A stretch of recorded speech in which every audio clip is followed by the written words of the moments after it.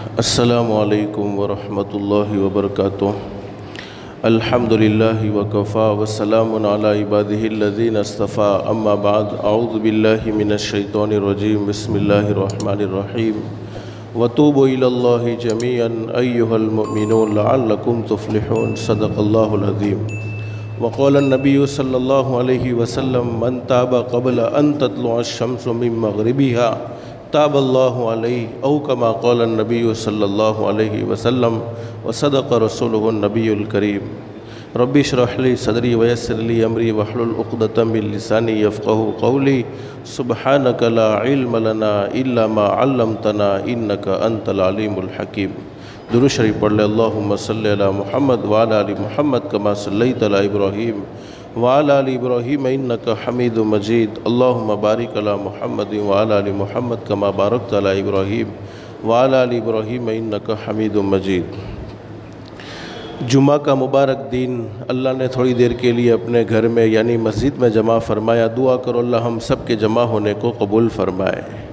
حدیث شریف میں حضرت اقدس نبی کریم صلی اللہ علیہ وسلم کا سچا ارشاد علی ہے، جمعہ کے دن ایک گھڑی ایسی ہوتی ہے، ایک وقت ایسا ہوتا ہے کہ اس گھڑی میں، اس وقت میں کوئی بندہ اپنے پروردگار عالم سے جو بھی سوال کرے، شرط یہ ہے کہ جائز سوال ہونا چاہیے، ناجائز سوال نہیں ہونا چاہیے۔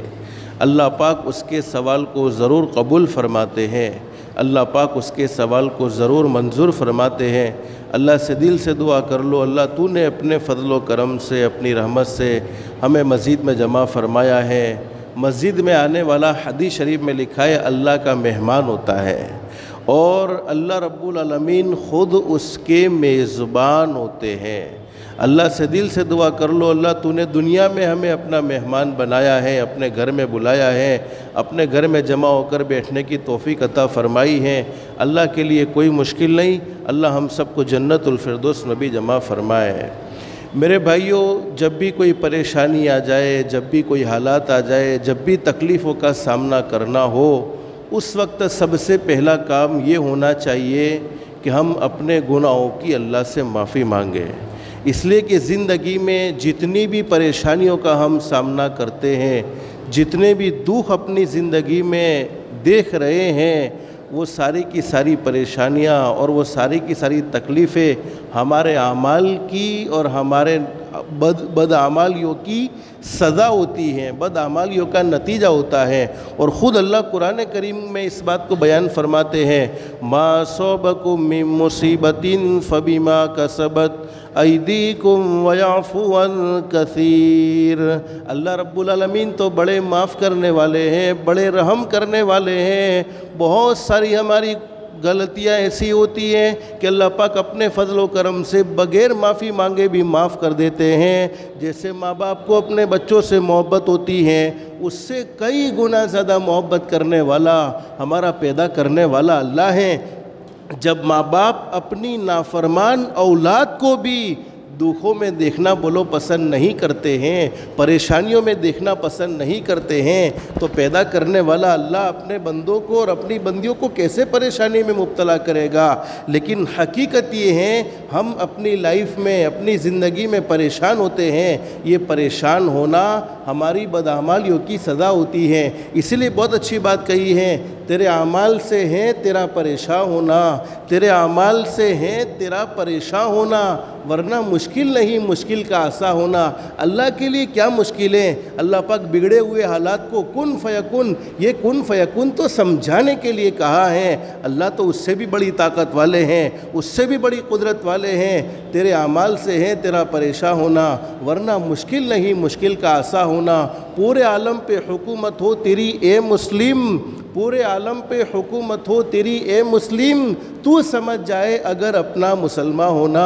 میرے بھائیوں، ہم نے اپنے مسلمان ہونے کو بھلا دیا ہے کہ مسلمان کی زندگی کیسی ہونی چاہیے تھی، مسلمان کے اخلاق کیسے ہونے چاہیے تھے، مسلمان کے اوصاف کیسے ہونے چاہیے تھے، مسلمان کی راتیں کیسی ہونی چاہیے تھی، مسلمان کے دین کیسے ہونے چاہیے تھے، مسلمان کا اپنے ماں باپ کے ساتھ کیا سلوک ہونا چاہیے چاہیے تھا، مسلمان کا اپنے رشتہ داروں کے ساتھ کیا سلوک ہونا چاہیے تھا، مسلمان کا اپنے پڑوسیوں کے ساتھ کیا سلوک ہونا چاہیے تھا، مسلمان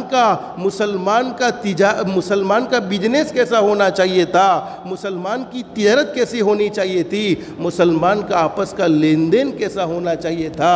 ہم اپنے مسلمان ہونے کو بھولے ہیں، جس کے نتیجے میں پریشانیوں کا سامنا کر رہے ہیں۔ لیکن ہم سب کا یہ عقیدہ ہے، بولو پیدا کرنے والا اللہ معاف کرنے والا ہے۔